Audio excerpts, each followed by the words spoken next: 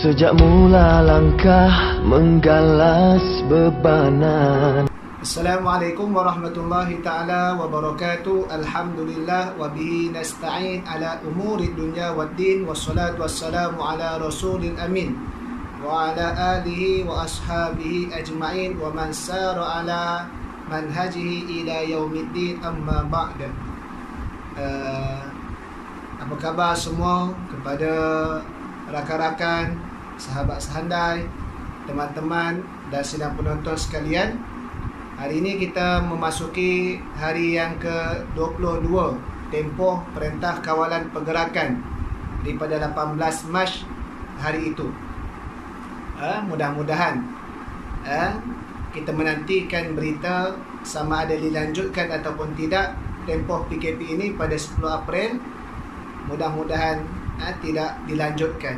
Namun kalau dilanjutkan, Allah Subhanahu wa taala atas Maha berkuasa atas tiap-tiap segalanya. Dan hari ini merupakan 14 Sya'ban.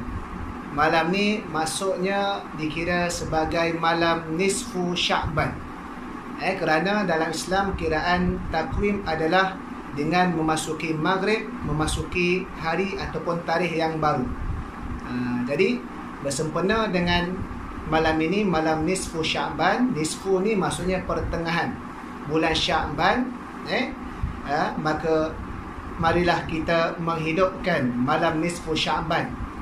Di antara kelebihan malam nisfu Sya'ban yang tersendiri daripada bulan Sya'ban keseluruhannya secara umum itu, ada hadis Nabi SAW yang menyatakan Allah Subhanahu wa taala mengampunkan seluruh dosa-dosa makhluknya, melainkan mereka yang musyrik dan juga mereka yang mengadu domba, membuat pergaduhan di antara dua orang yang berkasih sayang.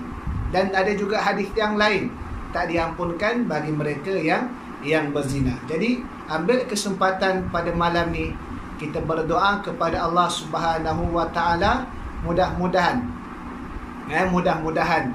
kita mohon kepada Allah diampunkan dosa dan diampunkan dosa kita, menjadi asbab untuk Allah Subhanahu wa taala menurunkan pertolongan dan bantuan dia untuk menghilangkan wabak coronavirus COVID-19 ini. Maka jangan sia-siakan pada malam ini kebiasaan dan umumnya di tempat kita menerima pakai pendapat ulama yang mengharuskan menghidupkan malam nisfu Sya'ban, serta menerima pakai pendapat yang telah diamalkan turun-temurun, diharuskan menghidupkan dengan melaksanakan ibadah secara berjamaah beramai-ramai. Maka walaupun kita tak dapat nak berkumpul di suatu tempat, masjid, surau, tapi kita di rumah dengan ahli keluarga kita, isteri kita, anak-anak kita atau ahli keluarga yang lain yang turut bersama dengan kita yang berada di bawah satu bumbung, kita himpun, kita duduk seketika, kita melaksanakan ibadah-ibadah, zikirnya, bacaan Qurannya, solatnya atau apa jua ibadah.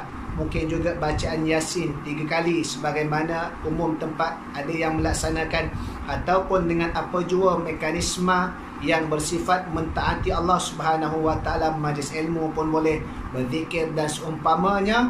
Jadikan ia adalah peluang untuk kita meraih pengampunan daripada Allah.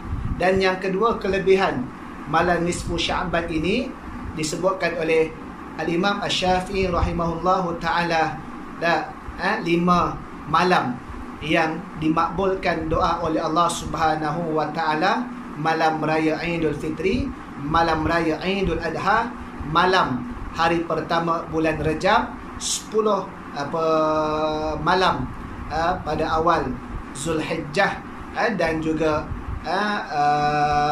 dan pada malam inilah malam nisfu Sya'ban.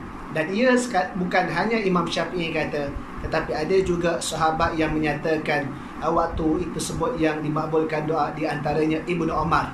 Walaupun tidaklah hadis, tetapi pandangan ataupun nasihat daripada sahabat Nabi sallallahu alaihi wasallam, Ibnu Umar salah seorang dia, dan juga kalangan ulama-ulama yang hebat, yang muktabar, yang cukup dari sudut kita panggil kewarakan, keilmuan dia antara Imam Syafi'i, maka tidak salah dalam targhib motivasi memberikan nasihat untuk kita senantiasa beramal, memperbanyakkan amalan kita. Maka berdoalah kita pada malam ini, mudah-mudahan COVID-19 ini dilenyapkan oleh Allah Subhanahu wa taala, dan kita doakan juga supaya diberikan kesembuhan kepada seluruh mereka yang dijangkiti COVID-19 ini, serta kita doakan juga mudah-mudahan Allah Subhanahu wa taala memberikan kekuatan kepada seluruh para petugas apa jua lapangan yang mereka bertugas, yang kita sebutkan frontliners yang bertugas di luar rumah,